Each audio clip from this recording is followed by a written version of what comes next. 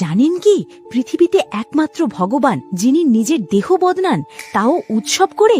এই অলৌকিক ঘটনাকে বলা হয় নবাকলেবর। জগন্নাথ দেব কোনো পাথরের মূর্তি নন, তিনি দারু ব্রহ্ম অর্থাৎ কাঠের দেহে বিরাজমান ভগবান।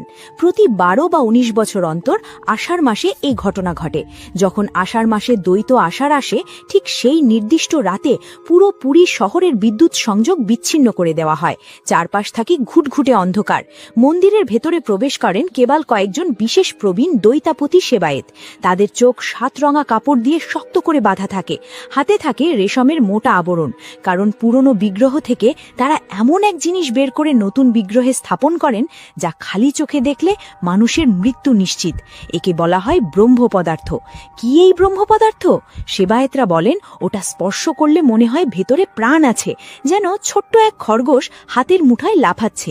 ওটা স্থির নয়, ওটা স্পন্দনশীল। পুরনো দেহ থেকে ভগবানের সেই চিরন্তন আত্মা নতুন দেহে স্থানান্তরিত হয়। বিশ্বাস করা হয় দাপর যুগে জরাব্যাধের তীরের আঘাতে শ্রীকৃষ্ণ দেহত্যাগ করলেও তার হৃদয়টি ভস্ম হয়নি, সেটি আজও জীবন্ত এবং ধুকপুক করছে।